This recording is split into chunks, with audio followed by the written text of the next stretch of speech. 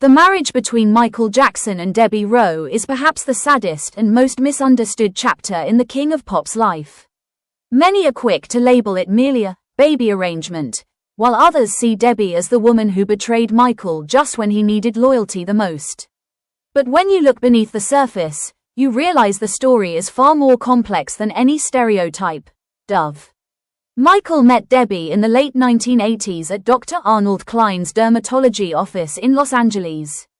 Debbie was a nurse at the time. She witnessed Michael during his darkest years, battling vitiligo, facing the cruel scrutiny of the media, and enduring the profound isolation that comes with being the most famous person on earth.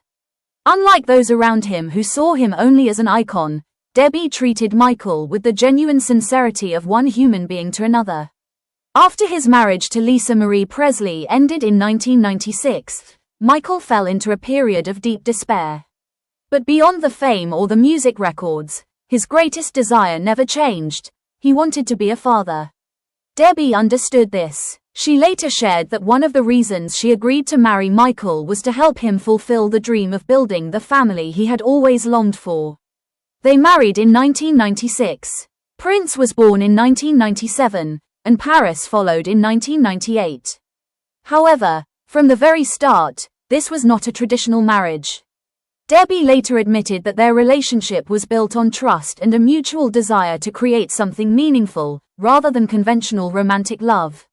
That kindness, however, was too fragile to withstand the pressure of the outside world. Michael envisioned a life centered around his children at Neverland. In contrast, Debbie, a woman who craved simplicity, was suddenly thrust into the eye of a global media storm.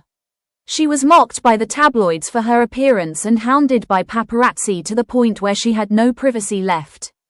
By 1999, the marriage had officially come to an end. The interesting part is that at the time, both parted ways amicably. There were no media wars, no bitter interviews. It could have been a graceful ending if not for the events that followed.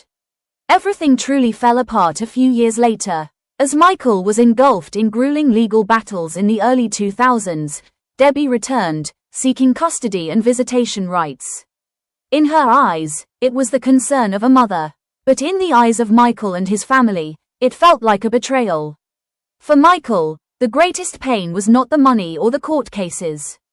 He was hurt because his trust had been shaken. The friend he had once relied on was now standing on the opposite side during his most vulnerable moment. This story has no villains and no winners. It is a tragedy of misaligned expectations. Two people, who once wanted to help one another, eventually lost their way in the whirlwind of courtrooms and public controversy.